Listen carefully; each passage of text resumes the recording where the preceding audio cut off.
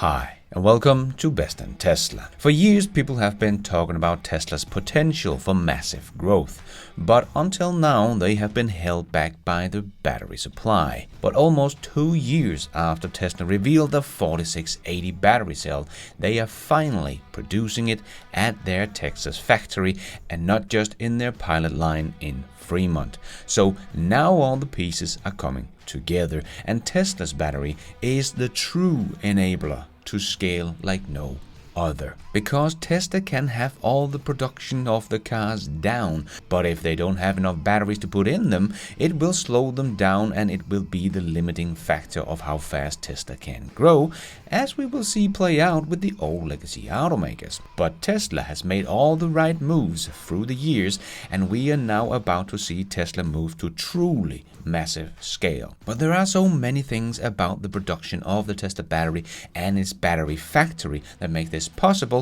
that I would like to show you some of the many things that Tesla is doing that sets them apart from all the legacy automakers that so far has also made sure that no one could keep up with Tesla's growth. But now they're going to leave them all behind as Tesla moves to truly massive scale. So let's check it out and let's dive right in.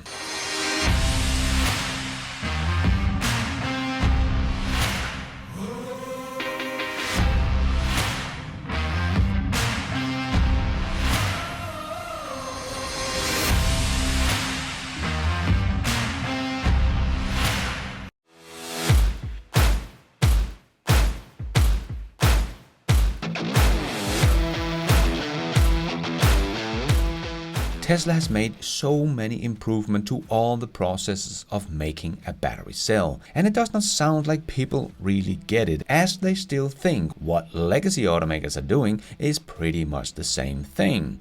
But nothing could be further from the truth. Tesla has innovated on everything in the process of making a battery, not just to make a better battery. In my opinion, that is the least important thing, because my Tesla Model 3 long range is more than good enough. I don't really need more range or faster charging speed. That is a nice to have, but not a need to have. I have had my Tesla Model 3 for 3 years and have driven it over 120,000 kilometers. Taken it on 3 weeks road trip through Europe with my family. We've been on skiing holidays, and I have been pushing it to the extreme up through Norway on my crazy road trip there. But all very nice and easy. I have not missed a nice car one single day. So what we have today is already good enough. So that is why I say performance of the battery is not the most important thing for us to make the switch to EVs. More batteries, so scale and cheaper batteries, that is the most important thing. So while we hear about a lot of breakthroughs in the battery sector, well, we are still to see something coming out of the lab that can be scaled to what is needed to get us off fossil fuel at a reasonable price to transition everything over to run on electricity. But this is exactly what Tesla has done. To give just one example that not many people have been talking about because it's not as interesting as the performance of the battery. It is the cost of simply making the battery factory, combined with the production and scalability of the production. That is truly Tesla's enabler to scale like no other. One little example. In a typical battery cell facility, the formation represents about 25% of the investment cost. Formation is where you charge and discharge the battery cell and verify the quality of that cell. This is normally done on each cell individual, but Tesla has a lot of experience charging thousands of cells at once from their electric car battery packs. So they have made a system that will save them 75% on the formation cost alone. This is one thing of many things that make Tesla able to get the investment per gigawatt hour reduced by 69%. So for every gigawatt hour GM and Ford is building together with LG Chem or SKI, Tesla will save about 69%. This will give a huge advantage to Tesla over anyone else. And on top of that, the old legacy automakers are almost all using only nickel cathode batteries. Ford is now out saying in the future Ford will also make LFP batteries, but they don't right now. They only use nickel that is right now skyrocketing in price, where Tesla also uses LFP batteries that is making the average battery pack significantly cheaper to make. In 2021, 56% of all the batteries Tesla used in their cars was LFP batteries, thanks to the high demand for their standard range vehicle. So Tesla can make and use multiple battery chemistry in their cars, like lithium nickel batteries, lithium manganese batteries, or lithium ion batteries, LFP batteries. But legacy automakers don't use LFP batteries today, and with the speed of legacy automakers, my guess is that it will be years before they will be able to use LFP batteries. And this is a big problem for them because their EVs are also much less efficient than Teslas. They need the better performing but much more expensive nickel batteries, even in their standard range cars, to be able to even get close to Tesla's performance. As we also see with Volkswagen standard range ID.3, it still uses nickel batteries and has less range than the Tesla standard range Model 3 that uses LFP batteries and is a bigger car. And Tesla makes industry-leading margins on that car, where Volkswagen hardly makes any money on their EVs. So many of the legacy automakers like Ford and GM are stuck for now with their expensive and not so efficient nickel batteries. And Sandy Munro has even said GM's batteries are not really that advanced. It is already outdated, and we have hardly gotten any of these cars with the ultimum pouch battery cells on the market yet, where Tesla is improving their batteries all the time and can use different kinds of chemistry, so they can be very agile in the supply of materials for their batteries. And their factories are cheaper to build per gigawatt hour, and the battery factories are smaller but produce more gigawatt hours. They are able to make them so small that Tesla make the battery factory a part of the car factory. Like in Texas, it's just the corner of the factory, that's the battery production. Also saving them time and money on transport and production. But Tesla has another unique approach when it comes to making batteries and EVs, and that is going directly to the source. Most other car manufacturers are making battery factories in collaboration with battery manufacturer, or simply buying directly from their already existing factories, getting the battery sent to their factories, and then produce an EV. Tesla also does this, both with Panasonic, LG Chem and CATL, but Tesla also goes directly to the mines to secure the material, and many with a long-term contract, some even with a locked price. No one else does this, and Tesla already does this in a big way, but more than just securing the materials that will set Tesla apart from everyone else. This will also make sure Tesla's materials is sourced in a more environmental manner as well, as they wrote in their impact report. Direct sourcing from mining companies allows Tesla to engage directly in local context instead of having to rely on multiple midstream companies that typically sits between EV makers and mining. It also enables more transparent and traceable supply chains and better environmental and social data. In 2021, Tesla procured more than 95% of its lithium hydroxide, more than 50% of its cobalt, more than 30% of its nickel directly from 9 mining and chemicals companies. All 9 binding contracts including environmental and social requirements.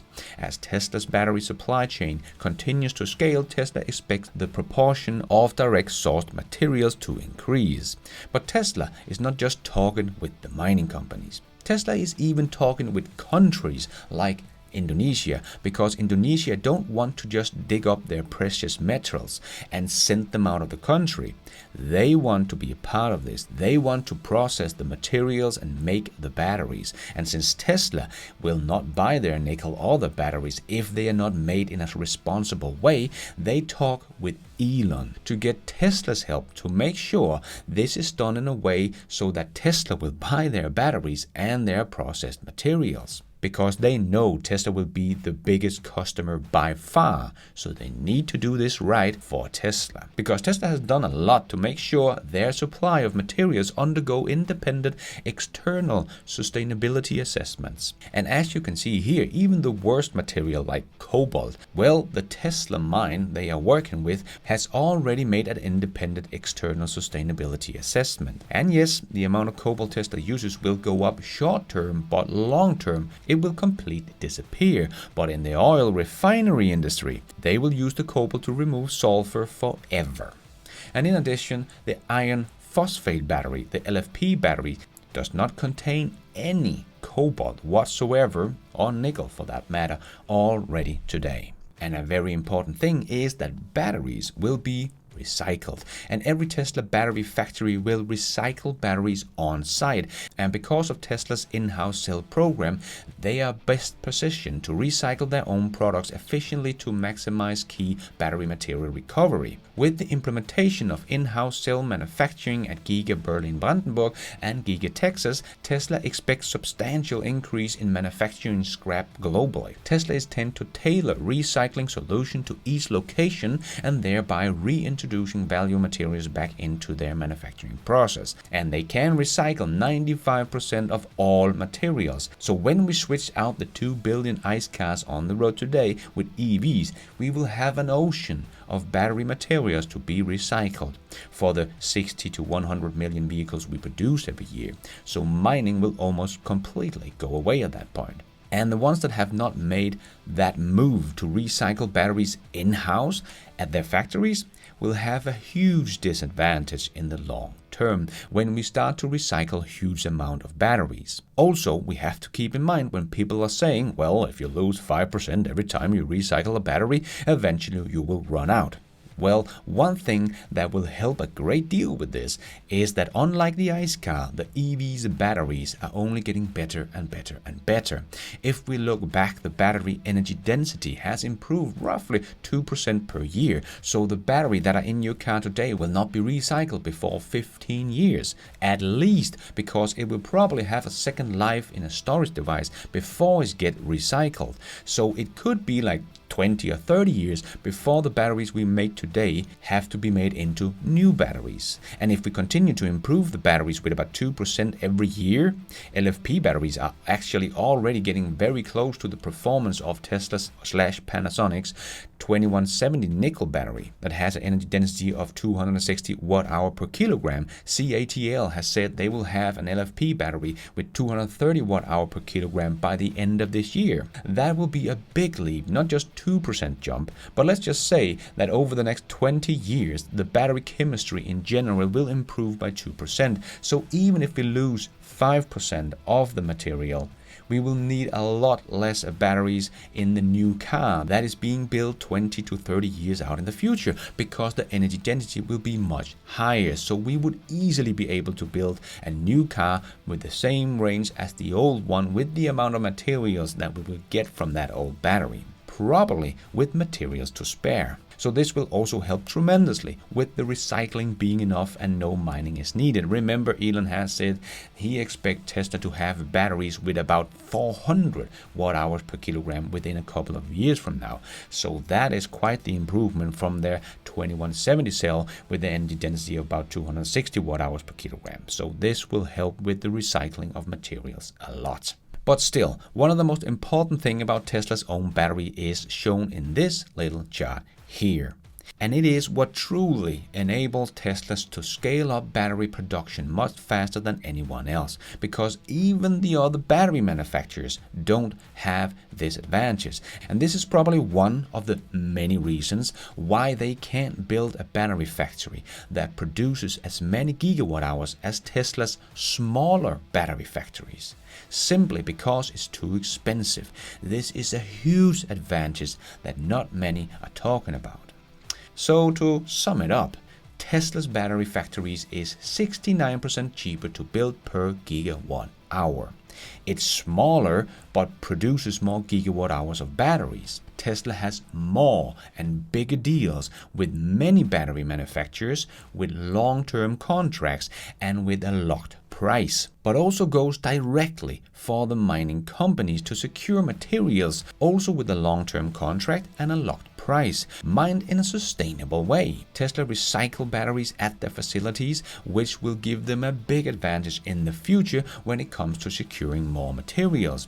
Tesla can use multiple chemistries in their batteries, so not stuck with just one chemistry. Tesla battery itself is better but cheaper to produce than pretty much everything else out there and can be scaled to truly massive scale. I really don't think many people outside the Tesla community really have wrapped their head around how big a deal Tesla's new 4680 cell is and the whole production set up around it.